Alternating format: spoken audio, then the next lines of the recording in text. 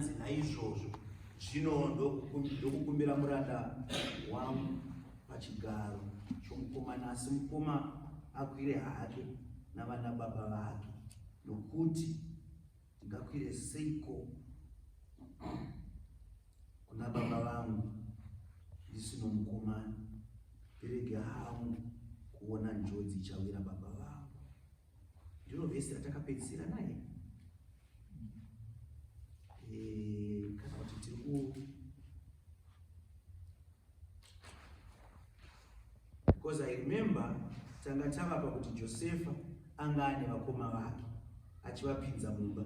Vakoma vakatanga kunyengerera kune wano wanga apiwa semukuru panguva iyoyo, vachiti because vanga vapinzwa mumba handiti paakazochema Josefa. Pavakaudza mutariri wemba kuti okay, handi pa chapter 45 titangire pa verse 1. Genesis chapter 45 verse 1. Soro shoko noti Josefa unozivisa wakoma wake unowatuma kunotora baba wake. Verse 1. Zvino Josefa haana kugona kuzvidzora pamberi pavose vakanga vamire naye adana achiti, budisai vanhu vose vari pano. Zvino kwakanga kusino munhu wakamira naye, Josefa achizvizivisa kuvana vababa vake. Hallelujah, praise the Lord. Saka zvakaitika panguva iyoyo mama, Josefa akadzinga vamwe vose vanga vasiri vemhuri yake. Hallelujah. I remember tichitaura kuti nini Josefa aiparidza Ishe Jesu Kristu. Tichiwana revelation yekuti mabrothers aJosefa paakauya ndobva Josefa avaona akavaziva, ivo vasati vamuziva. Hallelujah. Tikataura kuti zvinoreva kuti Ishe Jesu Kristu ane vanhu vaakasarudza kare vaanoziva kuti hama dzake. Takava nechidzidzo ichocho, tikava nemharidzo iyoyo, tikainzwisisa kuti inorevei. Tikatsanangura kuti nosaka tichiti kana tikaparidza umwe munhu oregera kutendeuka hatinohwe nehana, nekuti tinoziva kuti kune vamwe vachanzwa mbangeri, vachanzwa shoko raMwari rikasaita anything kwavari. Asi kune vamwe vekuti vakanzwa shoko raMwari, vamwe first day chaiyo vanobva vatotendeuka, umwe anozotendeuka second, third day, but vanonzwa shoko raMwari, my sheep know my voice. Akadaro Ishe Jesu Kristu. Vakati izwi remumwe mufudzi haateri. That's why vana vaMwari chaivo havarasiswi. Kunogona kuya vana papa vakasiyana siyana, kunogona kuya vana men of God vakasiyana siyana, vagoita mamiracles, vagoita kuti gold iwire kubva muceiling, but hatirasiswi navo. Why? Because izwi remumwe mufudzi hatiriteereri. Tinoziva izwi remufudzi wedu. Unosangana nevanhu vakasiyana siyana. Mazuva ano TV yakubuditsa vavhangeri vakasiyana siyana. Ini mumba mangu semba mevanhu vanonamata. Vana vangu nemudzimai zvinokuva vanogona kungoita sei kubatidza TV. Toisawo gospel channel. Imwe mharidzo unotoona unoti komana, this is a waste of time. Hallelujah. Panozoitawo one two vanokubata kuti unoona kuti apa pane mweya waMwari. Hallelujah. So this is how it is. My sheep know my voice. Vakabva kuna Mwari chaivo, vakanzwa izwi raMwari vanoriziva. Hallelujah. Mwana ari mwana mudiki kudai so, akapesaniswa nevabereki vake, anogona kuita 10 years asina kuvaona. Asi paanozonzwa izwi ravo anorirangarira. Hallelujah. So, zvinoita pakutendeuka kwemunhu, it is the call of the voice of God that you recognize. Saka isusu tikaona munhu asikatendeuke, totoziva kuti okay, havasiriwo vamwe vaya. Tikaona anenge achitendeuka toti makaona mumwe murume uya akauya, anga asingaziva kuti tiri kuparidza kuti chii. Language yaitomurasa, but patakaparidza shoko raMwari akatoti handidzokere kumba asina kutendeuka. Hallelujah. Why?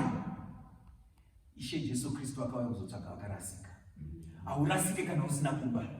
Unorasika kana uine kwawakabva. Saka ivo kwawakabva ikoko ndokwakuina Ishe. Vaitorinzwa voice raShe variko. Jeremiah ndakataura last week. Usati wapinda mudumbu ramai vako ndakakuziva iwe. Ndikatokugadza kuita muprofita. Amene vanhu vanoda kuzozviita maprofeti vaapano panyika. Vada kuzozviita maapostoli vaapano. Vada kuzviita maevangelist vaapano. Nekuti vanoda kutsvaga mari. Apostoli chaiye anogadzwa naMwari. Asati apinda mudumbu ramai vake. Prophet chaiye anozodzwa. Asati apinda mudumbu ramai vake. Mwari achitoziva kuti uyu muprofita uyu ndakumuendesa mudumbu ramai chakumberi. Hallelujah. Evangelist anogadzwa naMwari. That's why you see vanhu vachiparidza mharidzo dzakatsaukana because havana kugadzwa naMwari. Havana kutumwa naMwari. Vakatumwa naMwari vanoita zvakataurwa naMwari. Havana nguva yekuparidza musoro wavo. Havana nguva yekuparidza mhuri yavo. Havana nguva yekuparidza zvekumba kwavo. Because vari mabasa. Hallelujah. Amen.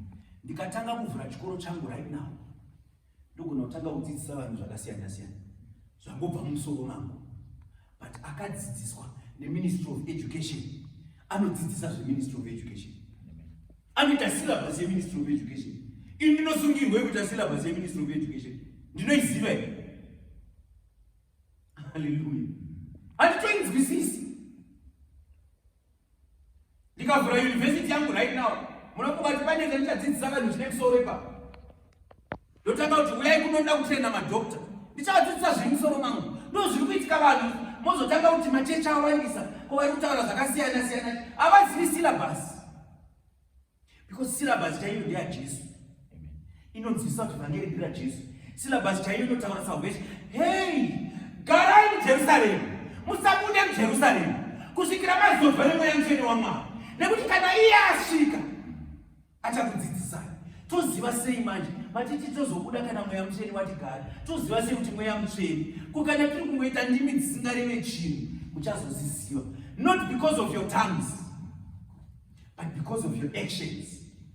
What actions? Mupfungwa menyu, mumwoyo menyu, mumweya mwenyu, mweya mutsvene achakudzidzisai zvinhu 3. Before anything else. Hallelujah. Achakuudzai nezvangu kwete nezvemumwe munhu.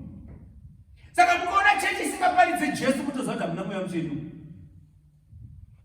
Hallelujah. Achaparidza nezveutsvene. Hallelujah. Ika Mwari igara ngoti be holy for I am holy. Ivai vatsvene. Nyaya yasanctification ndeyekutsvaga utsvene. Achaparidza nezvechivi. Mukaona chechi isingaparidze chivi mutoziva kuti haina Mwari. How can you be a church that doesn't preach against sin? These days, man, how about it's okay? Come as you are. Come as you are. Everyone is okay. You can be a homosexual and still be going to church. You'll be gay and coming to church and even become a pastor or a deacon. You can be a prostitute and still come to church and even become a pastor. I saw on Facebook the other day, someone was talking about this pastor. And I said, I need to look at this pastor. Who is this pastor? This pastor is female. And this woman is saying, no, you know what? I'm not like other pastors. I'm the kind of pastor that people relate to. That's why a lot of people come to my church. While she's preaching, she's got her alcohol there. She's drinking and she's talking a lot of nonsense.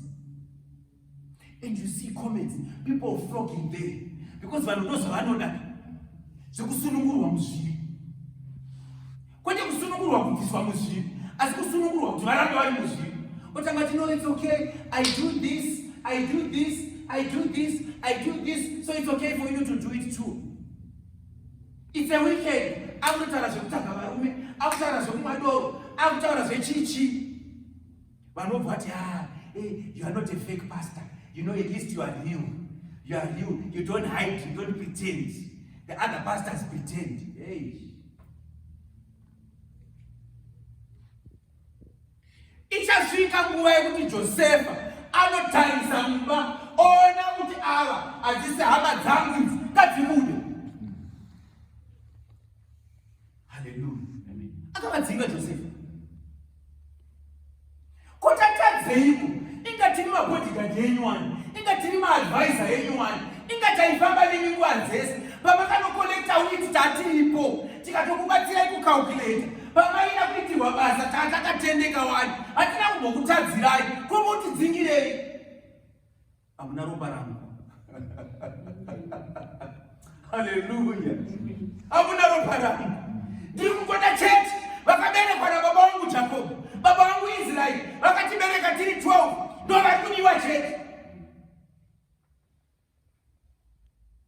It needs the Holy Spirit of God to understand these things.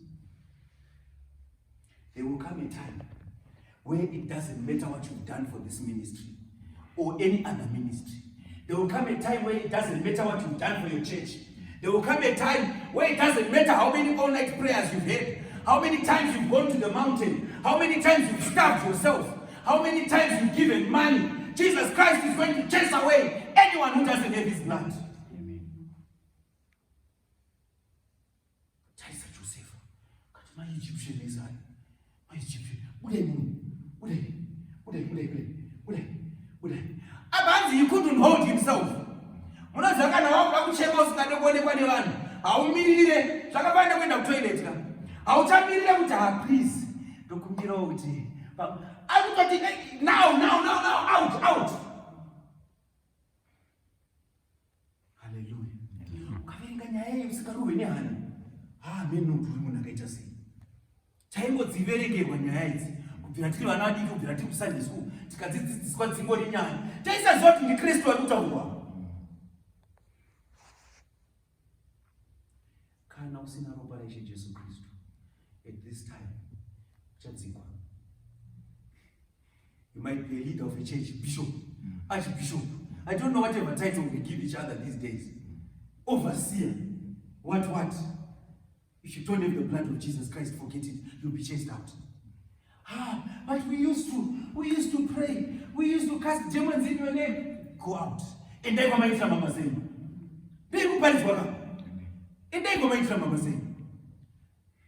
hey, do you realize what name common I use up Zara Joseph? I got single. Can I die in Mumbai? Can a mama never know me? Can I mean never know me? I can't sing. Hey, but you are chasing us away for these strangers who have just showed up now. They are not strangers, they have my blood. Hallelujah. Kana majuda anofana kuzvinzwisisa izvozvo. Ndizvo ropa raJesu izvi. It's about the blood of Jesus. If you don't have the blood of Jesus, forget about it. How do you receive the blood of Jesus? Ndo zvatinowira panapa, ndo zvatinoparidza panapa, kuti unofana kutendeuka, unofana kuuya kuzopfugama panapa. What declare as a sign kuti ndakusiyana nezvimwe zvose zvandandiri kuita, ndakutevera Ishe Jesu Kristu. And musainyenderwe kutendeuka kusiko kuberekwa kutsva futi. That's what they tell people in these churches. That's not being born again. Kuberekwa kutsva kunotozouya after kutendeuka. Wozokumbira kudzurwa kwemudzi wechingwa, unotendeswa pasi pemwoyo wako. Wozosangana nekurombeko rwemasimba omweya mutsvene. Hallelujah. Toenda ndichitaura baptism of the Holy Spirit. Kuti vakanzi musaende musabude muJerusarema. Some people love ministry, and it's not a bad thing. They want to get into ministry. They want to preach the word of God. They want to sing gospel music. They want to... Hey, don't do any of that if you don't have baptism of the Holy Spirit.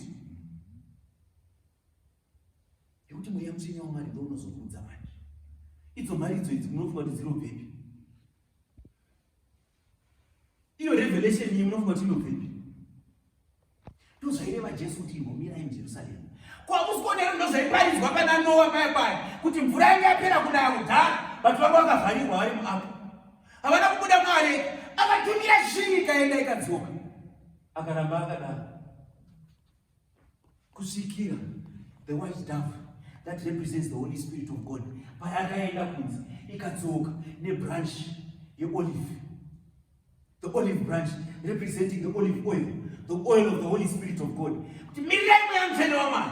Kana rauya, then chivhura idhomu mude muende kunopupura, muenda kunoparidza, motanga kuudza vanhu nezveshoko raMwari. Kana usati wazodzwa nemweya mutsvene waMwari, usaparidze shoko raMwari. Chaungangoita chete kupupura, kutaura kuti kwandiri kuenda uko kwakaoma uko. Kune shoko raMwari, kune vhangeri, dai mabhuya mazvinzwi. Ndiudzewo kune ini handingazvigone inini. Zvinotoda vakatumwa naMwari. Alright, uyai Iwo wakaita chijana chako ipapo. Mwari vanorangarira kuti iwe ndiwe wakapupurira munhu iye. Uyu akauya ne4 wake, uyu akauya ne4 wake, uyu akauya ne4 wake, uyu akauya ne4, 4 iwo wauya ne4 wavo, 4 iwo wauya ne4 wavo, kereke yazana. Hallelujah. Chako kungoti no, isusu tinosangana maSunday tinotangana 10:30. Kana muchida hari maTuesday evening tinosangana na 6:30. Kana vari vechidzimai, mataura kuti tine women's ministries tinosangana maSaturdays na 11. Watopedza iwo kuita make sure kuti anopinda padhoa apa chete. Zvimwe zvese osiyira mweya mutsvene. Kana apinda padhoa apa mweya mutsvene ndo uchaziva. Josefa anoziva mabrothers ake. Ndiye achaziva kuti achadhila nawo sei. Vasingadzoka vadzoke because havasi hama dzaJosefa. Hatirwadziwi nazvo futi. I always give an example of this brother here. No one knows where he came from. No one phoned him. No one invited him. One morning, before service, before all of you came, he just came smartly dressed. I'm looking for a church. I was told there's a church here. They said there was a church here and there, and my heart just said I can't go to those ones. I'm going to this one. That's the work of the Holy Spirit. Isu tikangotendeka chete, Mwari vachadedza vanhu vavo. Amen. Hande kuvhesi inoteera. Verse 2. Akachema kwazvo vaIjipita neveimba yaFaro vakazvinzwawo. Ipapo Josefa akati kuvana vababa vake, ndini Josefa. Baba vangu vachiri vapenyu here? Vana baba vake vakasagona kumupindura nokuti vakanga vachitya pamberi pake. Hallelujah. Ndini Josefa. Vangaiti vaivo vaitoti Josefa akafa handiti. Just like vamwe vanofunga kuti Jesu akafa. Kana maJudha anoti vakamuuraya. Hallelujah. But iye mupenyu. Akazoti akuti ndini iye. Vasiri vana vaJakobo vaingozvinzwirawo kunze kuti ndozviri kuitika. This is a moment that is going to happen. Munonzwa? Kana zvakuitika muchazorangarira izwi rangu. Zvichaitika. Azomira kuti ndini iye. Takataura I think last week but one. Kuti paanenge akubvunzwa kunzi ko maoko aya chi? Obva ndo pandakakuwadzwa neshamwari dzangu. Ihama dzangu dzakandida iso. Hallelujah. I'm trying to imagine what kind of heart this man had. Joseph. Was it yesterday when we were learning about forgiveness? Yes, we're learning about forgiveness. Invite kwa women's ministries. Tokudzidzisana nemadzimai. Nyangwe ndisingapfeke dress, ndisingapfeke zambi. Maybe I might give you a testimony. I was praying on Wednesday night, going into Thursday morning. Ndikanamata kuti Mwari ndibatsirei. Zvichida pane song yandaiimba yekuti search me till there's nothing hidden. Zvichida pane chimwe chinhu chasarira. Because tikuda kuenda kudenga guys. Hatisiita zvemafanisi. Nyaya iri kwenda kuenda kudenga iyi. Takusvika pakuda kufa. Amene kunikana paine vamwe varume vachine 90 years vachiri pano panyika. Tikuenda kunofa. Saka nyaya ndeyekugadzirisa kuona kuti hapana chii. Unaita men of God kugara uchitaura papulpit, ogopotswa nazvo. Ndovana kuchemera upenyu hwangu. Ndikati Mwari, kana paine chasara pandiri ndiratidzei. Ndobva Mwari mandiratidza. Hallelujah. Saka pane mumwe mukomana wandakaenda naye kuboarding school. Mukomana ndakaitaura kumen's ministry nyaya iyoyo. He was such a bully, that guy. Ainetsa stereki. Regularly. Kusvika ndakumuvenga mukomana iye. Hallelujah. Because I was very small in boarding school. So later on, tazokura tazobva boarding school, ndakurawo, ndasimbawo, ndikati ndichasangana naye. Even when I came to South Africa in 2005, ndakazozwa kuti akauya ku South Africa, ndikati good. One day we'll bump into each other in the streets of Joburg. Kungosangana nekufight. Hallelujah. But pakazoita nguva yakazofamba ndikatanga kunamata Mwari ndikasimbawo mukunamata Mwari kusvikira nyaya dziya dzapera. But ndatozvita ndazvisa kuseri kwegotsi. Mwari vakandifundisa musi iwoyo. Iyo Thursday morning. Skanzi mukomana uyu hausati wamuregerera. Unoziva kana wanyasonamata Mwari sincerely, Mwari vanokuisira. Zvaitaurwa naDavid, zvivi zvako zvinouya apa. Mwari vagonyatsokuratidza kuti shamwari, iwo wakauraya munhu iwewe. Iwo wakabira ndingiri. Mwari vakanyatsondiratidza kuti uyo mukomana uyu. Hey. Ndikachema kuna Mwari ndikati Mwari ndiregerere. From that day I released him. Ndikati I release. Wherever he is, I forgive him.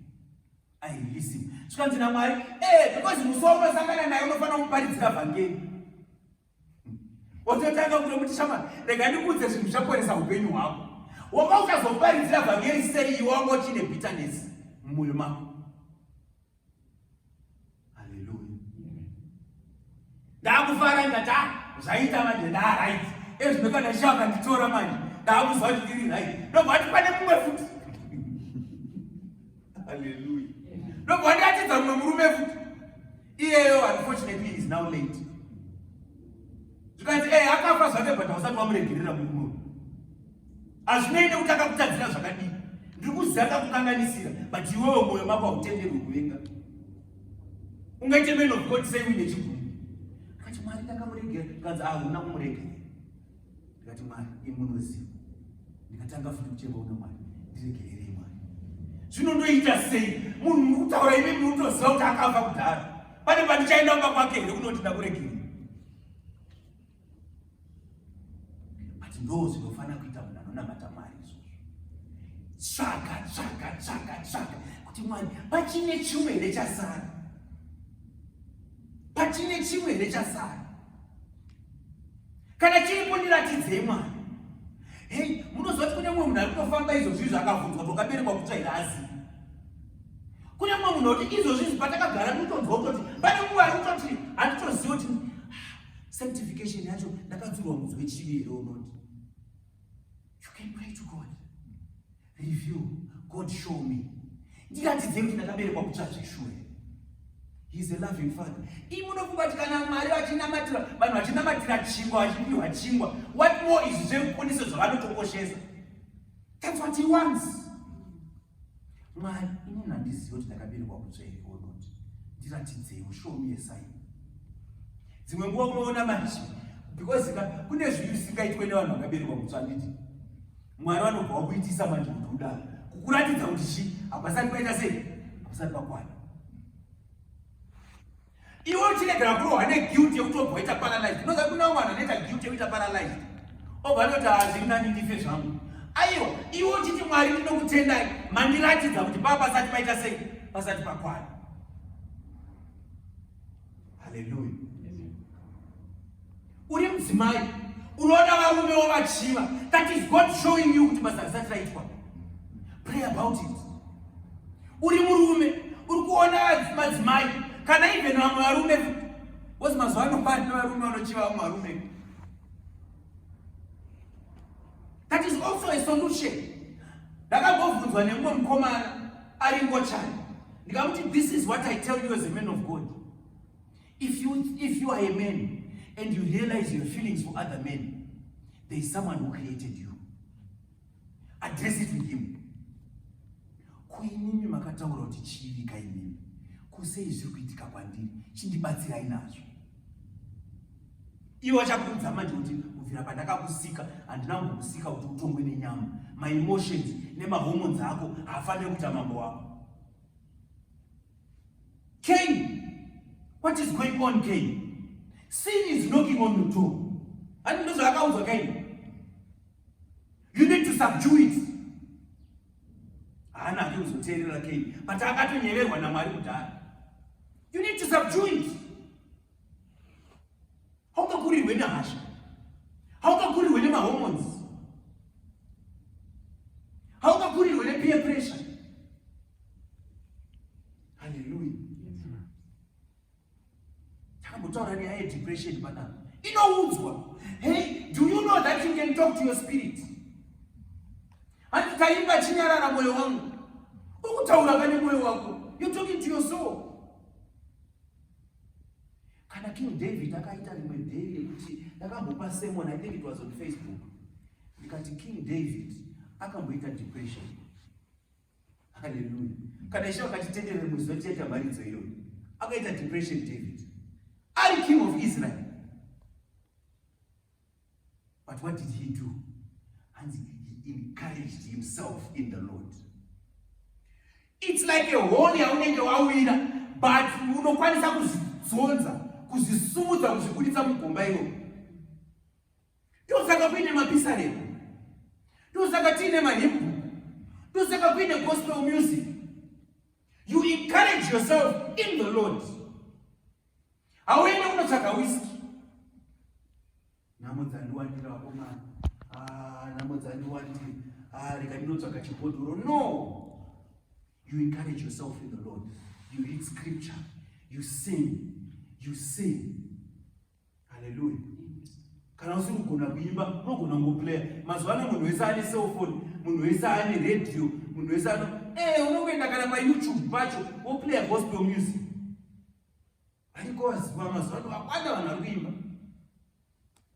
Ezvino zvitauya tati chinzwa mumotikari umu, vanana Chandler Moore, vanana anonzani that former baseball player, anonzani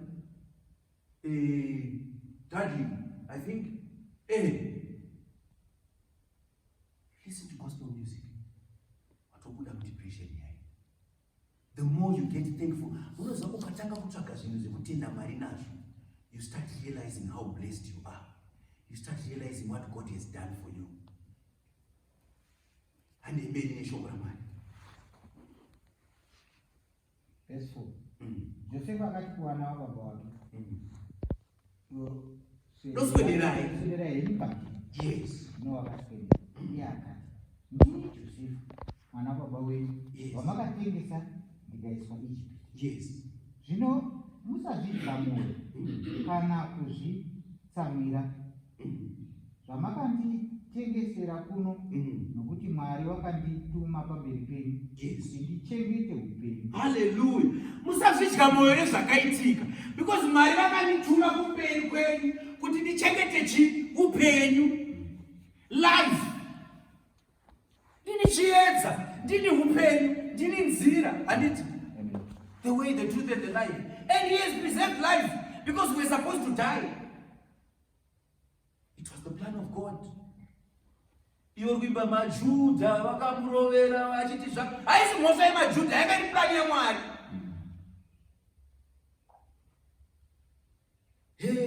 Judas Iscariot. Yakari plan yaMwari, haisi plan yaJudas Iscariot.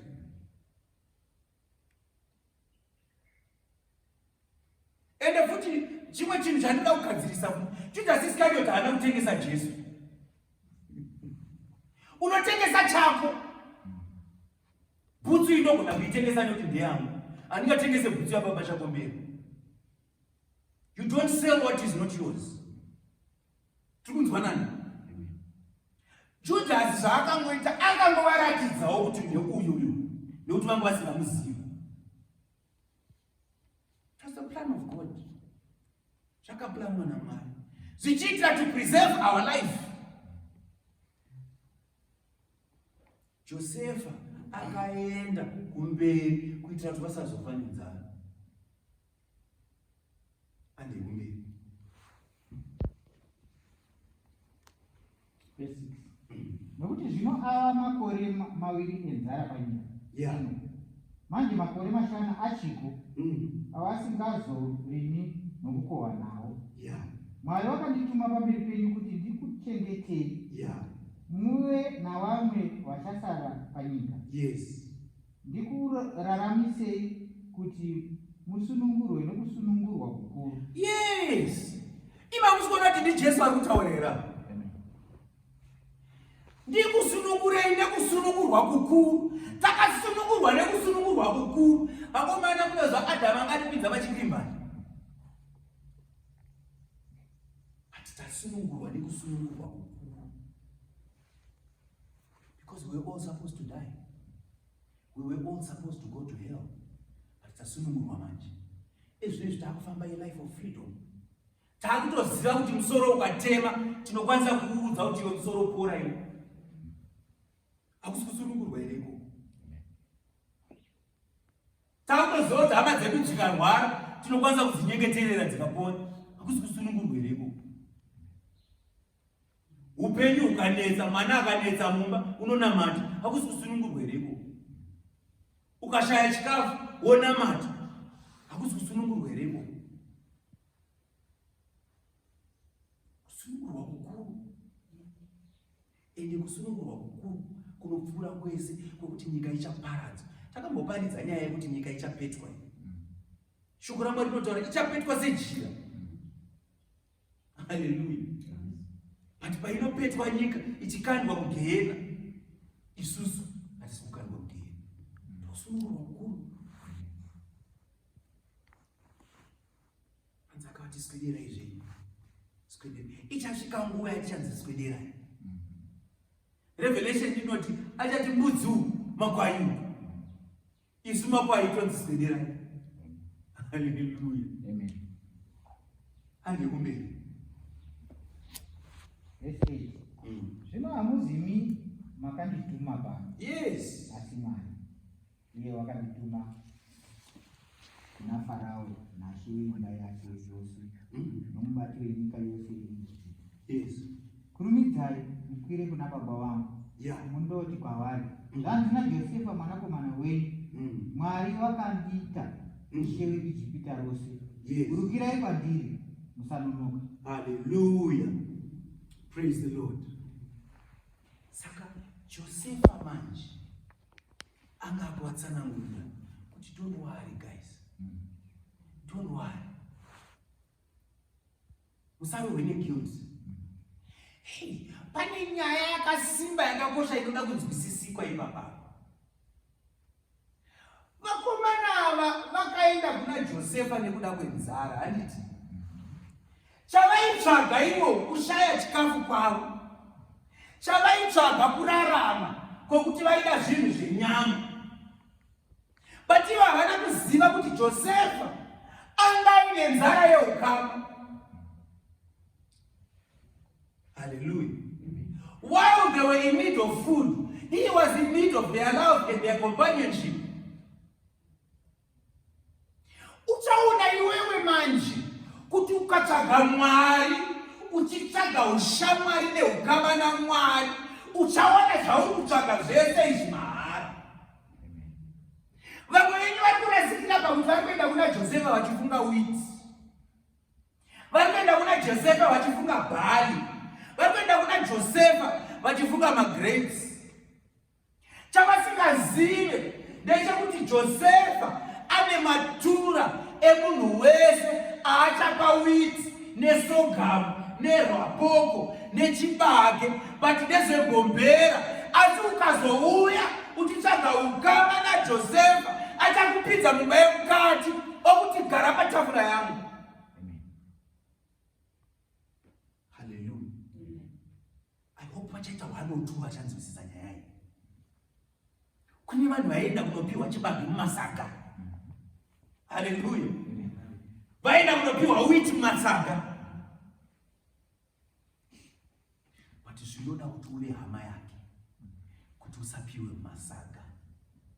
Uvanzi chiuya ugare patafura pangu. Hallelujah. Takambonzwa mumwe munhu achitaura kuti vana United Nations vane utsimbe. Munoziva vanoti tiri kuendesa aid kuAfrica. Tiri kuendesa aid. KuAfrica ikoko ndinongokandwa riZimbabwe nechibage kuti kufu. Hallelujah. Hamena kuti vanonzi vazokanganwa ngai here, kana kuti vanonzi vabhoilise vadye here. But iwo kwavo vari kudya chicken neteki. Vari kudya steak kuAmerica. Hallelujah. Iwo vari kudya gravy. Handiti? Vari kudya nandozi. But kuAfrica vanongokanda zibage ndirechibage. Harina kana sauti, harina kana shuga. Amene kana munjimboona maprogram ekunana Ethiopia, Somalia, chichichichi zveUnited Nations. Ndo zvakafanana neapa. Vanhu vaingouya ukopiwa saga raiswa chibage. Otoenda kuti mazvitenyu vaJosefa mazvitenyu. Hallelujah. But kana uri Reuben, kana uri Gad, kana uri Zebulun, kana uri Naphtali, kana uri Benjamin, hausikombiwa sanga. Unonzi uya kunohaiwa pirai. Unozwa kuti ndiri mutungamiri wepanapa. Uyai muone manje. Ndinemba. Uyai mupinde mumba. Ndine tafura. He sets a table before me. Hallelujah. He sets a table before me. Svika kulevel yekuseterwa tafura. Usagutsikane nekupiwa chibage. Vana prosperity gospel vakafanana nevanhu vari kuenda kunotsvaga wheat. Vari kunotsvaga chibage chiri musaga. Hallelujah. But isusu tiri kupiwa zvinorarama nekusingaperi. Hallelujah. I hope vanhu vari kunzwisisa zviri kutaurwa nemweya mutsvene waMwari. Zvimwe zvacho zvinoita kunge zviri complicated. But I hope pachaita 1 or 2 vanozvinzwa zvikabata mweya wavo. Hallelujah. To everyone else, they were queuing. They get their food, they go home. But to his brothers, with his blood, he invites them into his house. And they will make.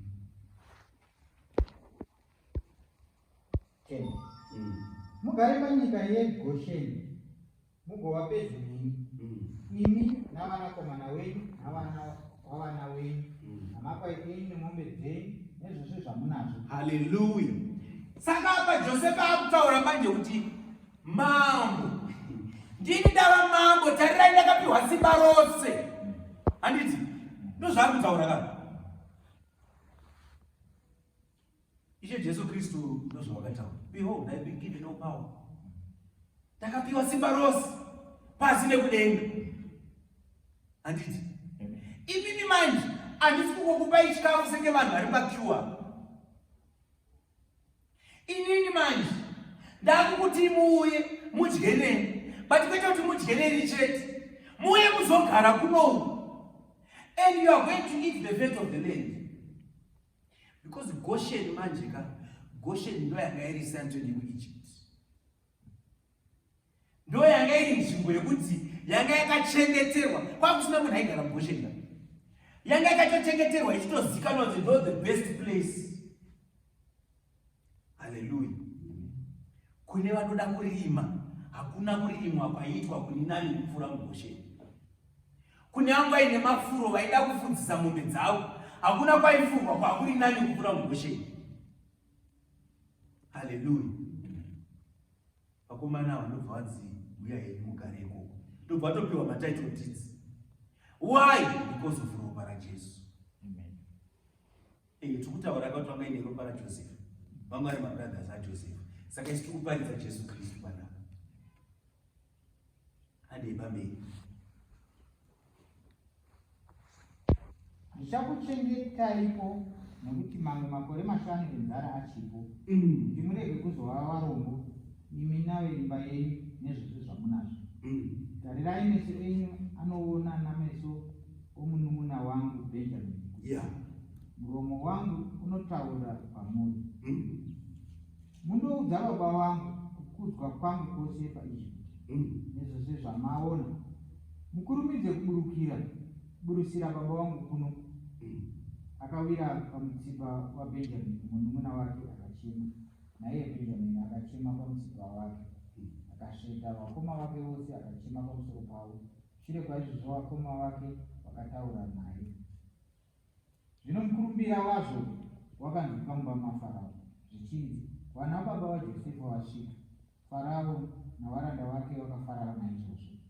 Farao akati kuna Josefa, iti kuna vana baba vako, itai chinhu ichi: takudzai zvipfuwo zvenyu mufambe muende kunyika yeKenani.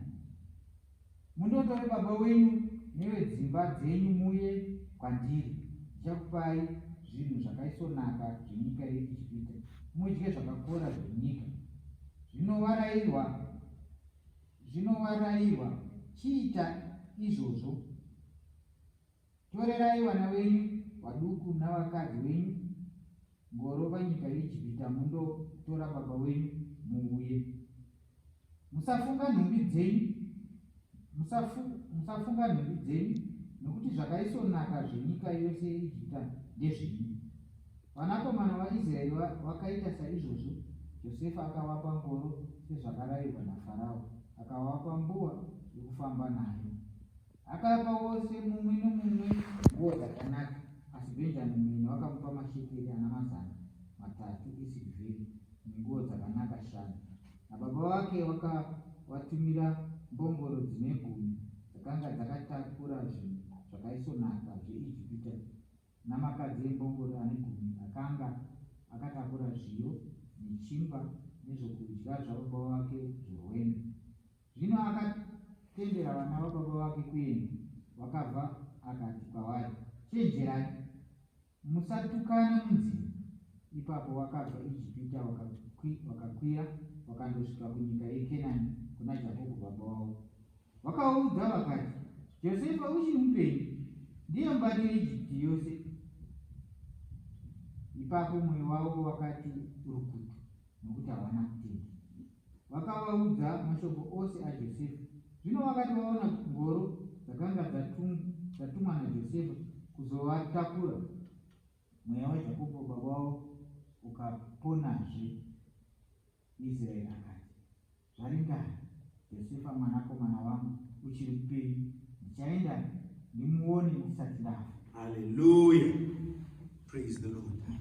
Hanzi akazoti vakutaura navo naFarao, akavaudza kuti inzwai, don't worry about everything. Nguo dzenyu dzichitosiyana nadzo, because kunoku kwane nguo dziri nani. Hallelujah. Takamboparidza nyaya yenguo kuti patinoenda kudenga tiende nenguo idzi. Tichanzi idzi nguo dzepanapa dzisiye, asi chapiwa nguo dzekudenga. Hallelujah. Amen. Musi watakaparidza mharidzo yekuti muviri wakaninipiswa. Hallelujah. Amen. Nesuwo tichabuda mumuviri wakaninipiswa. Tine muviri watakavakirwa naIshe Jesu Kristu. Amen. Watichazopfeka taapinda kumatenga. Hallelujah. I think nekuda kwekafambiro kaita service yedu, kubvira matangiro ataita nekusvikira patayo, zvakaringana kuti tigumire panapa. Tingasumuke tese, tichisumuka kudaro kana paine anyone who wants to give their life to Jesus Christ, kuna asati atendoka akaupa upenyu hwake kuna Ishe Jesu Kristu, obatana pamwe chete nesu, angauye ovuka pamberi tomunamatira. Kana pasati paina kutendoka, tingaimirwe rwiyo tinamate tese kuna Ishe wedu.